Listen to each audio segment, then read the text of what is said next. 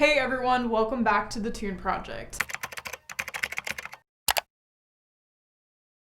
Today we are starting a little series on different fiddle techniques, and today is the first video of the series where we'll talk about the flick and the turn. If you're curious to learn more about these two fiddle techniques, then stay tuned for today's video. And if you like this video and find it to be helpful, please give it a thumbs up. And if you're not already subscribed to the Tune Project, I invite you to click that red subscribe button below and the bell so that you can be notified each time I upload a new video every week. Alright, so first let's talk about the flick. Now the flick is what you might call a grace note in classical music, but in fiddle we call it the flick. And the flick is most commonly seen in Irish, Scottish, Celtic tunes, but you can also use it in bluegrass and old time as well, and it works just fine. But what I'm going to do is I'm going to give you an example of a tune that has a lot of flicks in it so that you can kind of see what we're working with here. So this is a tune called High Drive. It's a traditional Scottish tune and goes like this.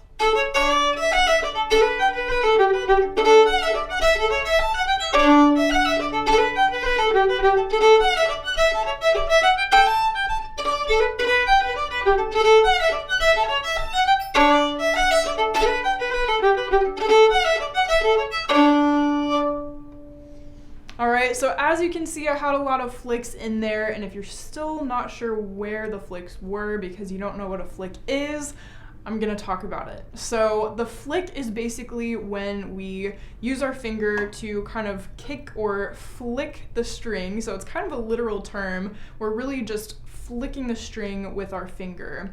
So basically, if you're playing a note and you want to add a little bit of interest to it, you can use the flick to do that. What you would do is you would have your finger down on the main note, and then the finger that you want to use to flick the string would be the next finger above, or you could sometimes even use your third finger for it. So depending on what note you're going for is going to kind of determine whether your second or third finger is used to play the flick. And as you could tell in the high drive, I used both my second and third finger for those flicks. And it's one of those things that happens so quickly, and it just goes by really fast, but it really does embellish a tune. So let's go ahead and just try this together. We're just gonna start on a B. So we're gonna have our first finger down on the A string. And what I want you to do is I want you to use your second finger on a C natural to flick the string. And we're gonna do this flick together, okay? So go ahead and just practice it with me.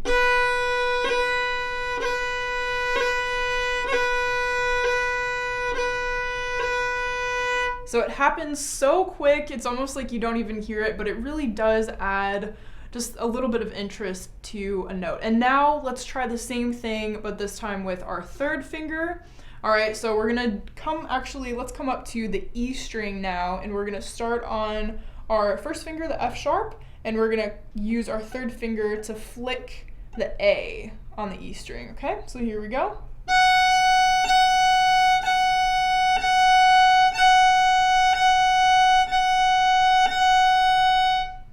Alright, so that's the idea with the flick, and cool little fun historical fact is the reason that fiddle players, especially in Irish and Celtic traditions, use the flick is to actually mimic the bagpipe, because when you play the bagpipe, I've never personally played the bagpipe, so I don't know how this works firsthand, but apparently there's a mechanism where you have to create that sort of flick sound. Obviously it's done differently on the bagpipe, but with the fiddle, when we play Irish and Scottish tunes especially, we can use that to sort of kind of channel the bagpipe into our fiddle, which is a really cool thing that we're able to do. Now let's talk about the turn. So the turn is a little bit different, and you could say a little bit more complex even than the flick, but kind of the same idea. It's just to embellish a particular note, to kind of add a little bit of interest to a melody. So with the flick, we used one finger to kind of kick the string or flick the string. And when we have a turn, we actually are gonna add to that a little bit. So what I'm gonna do is I'm gonna play a tune that has some turns in there to see if you can kind of tell what I'm talking about, and then we'll break it down and I'll walk you through exactly how to play a turn.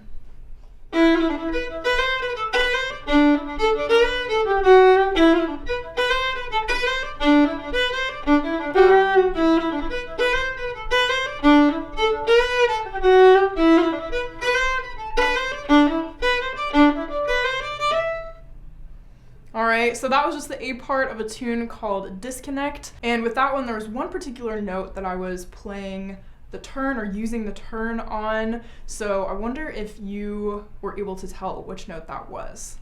So with the turn, we have our main note. So let's say in this case, it's E, our first finger, right? So what we would do is we would then go above that E, we would use the note above, and then we would come back to the E, the main note, and then we would use the note below, and then we would come back again to that main E. So in this particular key for this tune, we're going to an F natural. So we're going from E to F natural, back to E to open D, and then back to E again. So like I said, you could say that it's a little bit more complicated because there's more going on, more notes, but once you practice it, you'll find that it's really not that hard and you'll be able to play it quickly in no time and start adding it into your tunes. So this is what the turn sounds like just on its own. Okay, so let's go ahead and try that together. And again, I'm starting on an E first finger and we're going from E, F natural, back to E, open D, and then landing on E. Okay, so let's just try that a few times together.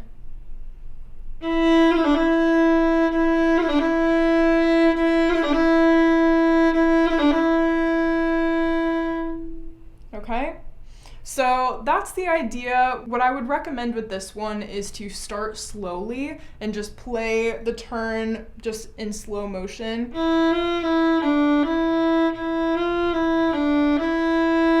As if you're playing straight 8th notes or 16th notes or what have you, and then go ahead and add some speed into it. And the idea is we're still working with a main note here. In this case, it's E. So you want your main note to come out. You don't want it to be overshadowed by the rest of the notes in the turn because that's the whole point, is to embellish the main note. We don't want to kind of take over. So you want to spend a little bit more time on that main note, in this case, E. And you always want to come back to it. So that's the idea. We don't want to spend more time on the other notes in the turn than we are on the main note. I hope that makes sense. So now you know all about flicks and turns, and you can start using them liberally in tunes of your choosing. I hope you had fun learning these techniques in this video today, and stay tuned for the next video where we're gonna learn another fiddle technique. And if you have any techniques that you are interested in or you've heard of, but you're not sure about what it is and maybe you want to learn a little bit more about it, go ahead and leave it down in the comments below, and you just might see it turn up in a future video. Alright guys, I'll see you in the next one. Happy practicing. If you'd like to further your support of the Tune Project, be sure to head over to patreon.com/thetuneproject for information on that. And if you're planning on buying any music or doing any shopping on Amazon, be sure to head over to the Tune Project website, which I linked in the description box of all of my videos. Click my Amazon banner, and whatever you purchase, a small percentage of that will go toward the Tune Project. This just keeps the Tune Project going and allows me to continue to create free content for you all.